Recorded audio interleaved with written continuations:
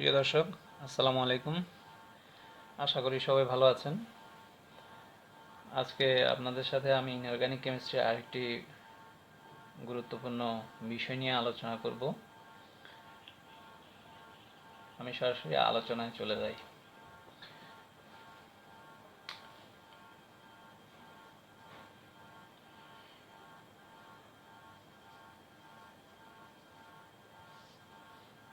এটা হচ্ছে hydrogen bond বা হাইড্রোজেন বন্ধন। হাইড্রোজেন বন্ধন কি? হাইড্রোজেন একটা জিনিস দেখুন, এখানে হাইড্রোজেন কথাটা উল্লেখ আছে। যেহেতু হাইড্রোজেন এসছে, তাহলে নিশ্চয়ই বুঝতে হবে একটা যৌগ বা অণুতে হাইড্রোজেনের সাথে আরেকটা পরমাণু,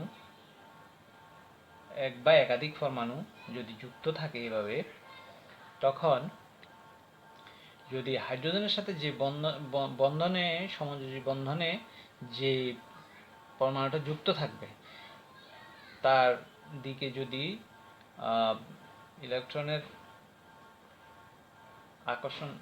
আকর্ষণ না, আসলে ইলেকট্রন যে বন্ধনে অংশগ্রহণ করছে, দুইটা বন্ধন, আমি এভাবে দেখাতে পারি আপনাদেরকে। আমি জাস্ট এখন আলোচনা করছি, সংজ্ঞা দিচ্ছি না, এটা সংজ্ঞা না, সংজ্ঞা আপনারা দিতে পারবেন। ধরুন এই যে দুইটা এক্স থেকে একটা ইলেকট্রন, হাইড্রোজেন থেকে একটা ইলেকট্রন এসে এই বন্ধনটা তৈরি করলো। এখন যদি এই পরমাণুর তড়িৎ ঋণাত্মকতা বেশি হয়, তাহলে এই বন্ধনে অংশগ্রহণকারী যে দুটো ইলেকট্রন, এই যে ইলেকট্রন, এরা কিছুটা এই পরমাণুর দিকে সরে আসে। এই ইলেকট্রনটা, এখানে যে ইলেকট্রনটা, কিছুটা এদিকে সরে আসে। যখন এদিকে সরে আসে, এটার অধিক তড়িৎ ঋণাত্মকতার কারণে, তখন এই দুটো পরমাণুর উপরে একটা আংশিক নেগেটিভ চার্জ এবং আংশিক পজিটিভ চার্জ, এটা নেগেটিভ চার্জ, এটা পজিটিভ চার্জ, পুরোপুরি নয়, এটা আংশিক সৃষ্টি হয়েছে। তাহলে এখানে এটা দুইটা মেরু সৃষ্টি হয়েছে। এটারে বলা হয় পোলারিত হওয়া আর কি, মেরু সৃষ্টি হওয়া বলে, বা পোলারায়ন বলে, বিষয়টা পোলারায়ন বলে। এখন দেখুন, এখানে একটা পজিটিভ চার্জ, এখানে একটা নেগেটিভ, আংশিক নেগেটিভ চার্জ সৃষ্টি হয়েছে।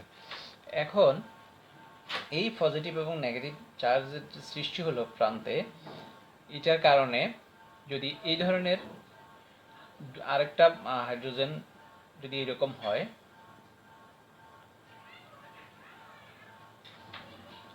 এই যে এখানে আবার আরেকটা দেখাতে পারি, সেটার ক্ষেত্রে এখানে তারা একটা সৃষ্টি করে, বন্ধন সৃষ্টি করে। এখানে দেখুন আমি ডট অনেকটা একটা বন্ধন হালকা করে দিয়েছি এরকম। এটা কিন্তু পুরাটা তে দেয়া আছে একটা রেখা, আর এটা দেখুন আমি অর্ধ রেখাগুলো আর কি এভাবে দিয়েছি। এই যে বন্ধনটা একটা দুর্বল একটা বন্ধন সৃষ্টি হয়। এটাকে আমি, যদি আপনাদের এখানে জটিল মনে হচ্ছে জিনিসটা, হয়তো বা আমি এইভাবে দেখাতে পারি।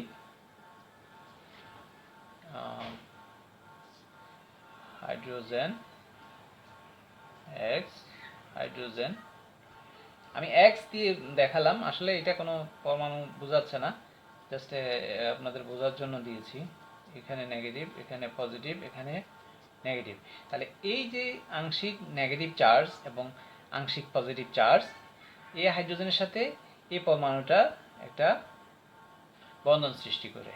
আবার এদিক থেকে আরেকটা যদি দেই এভাবে, তাহলে এটাও ঠিক একই রকম, এখানে একটা বন্ধন সৃষ্টি হবে। এই যে বন্ধনগুলা সৃষ্টি হলো, এটা একটা দুর্বল বন্ধন, দুর্বল একটা বন্ধন সৃষ্টি হয়। এইটার নাম হচ্ছে হাইড্রোজেন বন্ড বা হাইড্রোজেন বন্ধন। এভাবে অসংখ্য অণু একত্র হয়ে হাইড্রোজেন বন্ধন সৃষ্টি করতে পারে। তাহলে আমরা এটাকে সংক্ষেপে আবার এইচ এক্স এন, এন মানে অসংখ্য হতে পারে আর কি, 1 2 3 4 থেকে শুরু করে একেবারে মানে অসীম পর্যন্ত যেতে পারে, অসংখ্য অসংখ্য বলি আর কি এটাকে। তাহলে আমরা বুঝলাম কি, যদি একটি অণুতে হাইড্রোজেন পরমাণুযুক্ত একটি অণুতে যদি যে পরমাণুর সাথে হাইড্রোজেনটা যুক্ত থাকে ওই পরমাণুর ইলেকট্রোনেগেটিভিটি বেশি হলে সেই ক্ষেত্রে তাদের মধ্যে একটা মেরু সৃষ্টি হয়, অর্থাৎ ধনাত্মক মেরু এবং ঋণাত্মক মেরু। এই ধনাত্মক মেরু এবং ঋণাত্মক মেরু দুটো পরবর্তীতে এই ধনাত্মক এবং ঋণাত্মক মেরু পরস্পর আবার যুক্ত হয়ে যে দুর্বল বন্ধনটা তৈরি করে সেটা হচ্ছে যে হাইড্রোজেন বন্ধন। এখন আমরা দেখতে পারি যে কারা কারা করতে পারে এই ধরনের বন্ধন। যেমন প্রথম শর্ত হলো যে তড়িৎ ঋণাত্মকতা বেশি হতে হবে এই পরমাণুর হাইড্রোজেনের তুলনায়। যেটা হাইড্রোজেনের সাথে যুক্ত থাকবে, যা এক বা একাধিক পরমাণু, তাদের এই যে যদি এখানে হাইড্রোজেনের তুলনায় অন্য পরমাণুর তড়িৎ ঋণাত্মকতা বেশি হতে হবে। তো এই ধরনের আছে হলো ফ্লোরিন আছে, ক্লোরিন, অক্সিজেন, নাইট্রোজেন, এই ধরনের এই পরমাণুগুলো অধিক তড়িৎ ঋণাত্মকতা প্রদর্শন করে। তাহলে আমরা যদি এখন হাইড্রোজেন ফ্লোরাইডের কথা ধরি, ঠিক একইভাবে এখানে ফ্লোরিন অধিক তড়িৎ ঋণাত্মক, সেক্ষেত্রে এখানেও সে তার দিকে ইলেকট্রন টেনে নিয়ে যাবে এবং এখানে এই জন্য এক আংশিক ধনাত্মক এবং আংশিক ঋণাত্মক চার্জের সৃষ্টি হয়। তাহলে এভাবে যদি হাইড্রোজেন ফ্লোরাইড যুক্ত হয় পরপর, তাহলে সেক্ষেত্রে আমরা যেটা পাবো, এখানে হাইড্রোজেন বন্ধন তৈরি হবে, এখানে হাইড্রোজেন বন্ধন, এভাবে আরও এভাবে আরও যাবে। তাহলে আমরা সংক্ষেপে এটাকে HFN এই অণুটাকে আমরা এভাবেও লিখতে পারি, N সংখ্যক হাইড্রোজেন ফ্লোরাইড এখানে যুক্ত আছে। আবার যদি আমরা ধরি অক্সিজেনের সাথে হাইড্রোজেনের যে বন্ধন, হাইড্রোজেন কিন্তু থাকতেই হবে অণুতে, হাইড্রোজেনটা থাকাটা মাস্ট। তারপরে অন্য পরমাণু থাকবে যেমন যেগুলা অধিক তড়িৎ ঋণাত্মক হাইড্রোজেনের তুলনায়। তাহলে এখন আমি যদি অক্সিজেনের কথা ধরি, অক্সিজেন এবং হাইড্রোজেন মিলে পানি সৃষ্টি হয়, H2O আর কি, H2O। তো এটাকে আমরা এভাবে লিখতে পারি।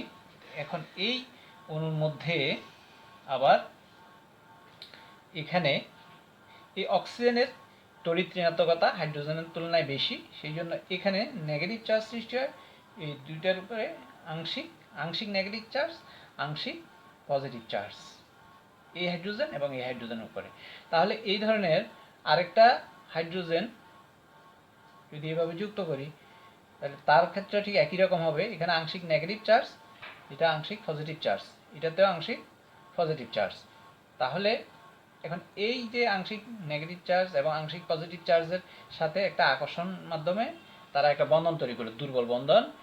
এভাবে এটাও একটা হাইড্রোজেন বন্ধন হচ্ছে, আমরা এটাকে একটা হাইড্রোজেন বন্ধন হিসাবে নিতে পারলাম। তাহলে এইগুলো হাইড্রোজেন বন্ধন।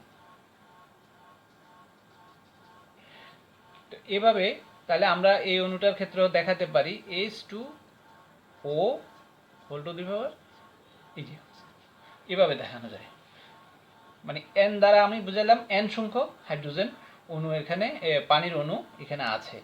তো অসংখ্য হতে পারে এই ধরনের, এটা শিকল আকারে যদি দেখাই অনেক দূর যেতে পারে, বা এটা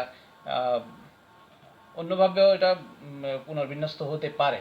মোটামুটি কথা হচ্ছে পানির অণুগুলো এভাবে অক্সিজেন এবং হাইড্রোজেনের মধ্যে হাইড্রোজেন বন্ধন তৈরির মাধ্যমে তৈরি হয়, এই যে এখানে এটা তৈরি হয়েছে। তো এইভাবে মূলত হাইড্রোজেন বন্ধনটা তৈরি হয়ে থাকে। অধিক তড়িৎ ঋণাত্মক পরমাণুর সাথে হাইড্রোজেনের যে বন্ধন তৈরি হয় সেটা হচ্ছে হাইড্রোজেন বন্ধন আর কি, এখানে আংশিক পজিটিভ। তো এখানে কিছু বৈশিষ্ট্য আছে, আমরা যদি বলি হাইড্রোজেন পরমাণুর বন্ধনের, হাইড্রোজেন বন্ধনের বৈশিষ্ট্য আছে। এই বৈশিষ্ট্যটা হচ্ছে, প্রথমেই বলেছিলাম যে এখানে যে এই আমরা একটা সমযোজী যৌগে যে সমযোজী বন্ধন তৈরি হয়, এই সমযোজী বন্ধন এটা হলো সমযোজী বা কোভ্যালেন্ট বন্ড। এই সমযোজী বন্ধন তৈরি হয়, কিন্তু হাইড্রোজেন বন্ধনটা সমযোজী বন্ধন নয়, এটা সমযোজী বন্ধন থেকে এটা এই ক্ষেত্রে যে ইলেকট্রনটা শেয়ার করেছে সমযোজী বন্ধনে, হাইড্রোজেন বন্ধনের ক্ষেত্রে কিন্তু ইলেকট্রনটা শেয়ার করে না, এখানে কিন্তু ইলেকট্রন শেয়ার হয় নাই, প্রথম কথা। তো এই জন্য হাইড্রোজেন বন্ধনটা সমযোজী বন্ধন নয়, সমযোজী বন্ধন থেকে একটা ভিন্ন ধরনের একটা বিশেষ বন্ধন, এটাকে বলা হয় একটা বিশেষ বন্ধন বলতে পারি আমরা। কাকে বলবো? হাইড্রোজেন বন্ধনকে। হাইড্রোজেন বন্ধনটা হচ্ছে সমযোজী বন্ধন অপেক্ষা ভিন্ন একটি বিশেষ বন্ধন। আবার এর যে শক্তি, এটা হলো কোভ্যালেন্ট বন্ড। কোভ্যালেন্ট বন্ড আর হাইড্রোজেন বন্ড, বাংলা ইংরেজি হচ্ছে আর কি, এটা সমযোজী, সমযোজী বলবো আমরা, সমযোজী বন্ধন, এটা হাইড্রোজেন বন্ধন। তাহলে এটার যে শক্তি, কোভ্যালেন্ট বন্ডের শক্তিটা হাইড্রোজেন বন্ড থেকে এটার থেকে বেশি, এটার থেকে এটার শক্তি বেশি। আমি যদি এনার্জির কথা বলি, হাইড্রোজেন বন্ডের তুলনায় কোভ্যালেন্ট বন্ড সমযোজী বন্ধনের শক্তি বেশি, বা এটা সবল বন্ধন, এটা হচ্ছে দুর্বল বন্ধন। এটা সবল, এভাবেও বলতে পারি এটা সবল বন্ধন, এটা 2 নম্বর কথা। সবল বন্ধন, এটা হচ্ছে হাইড্রোজেন বন্ধন হচ্ছে দুর্বল,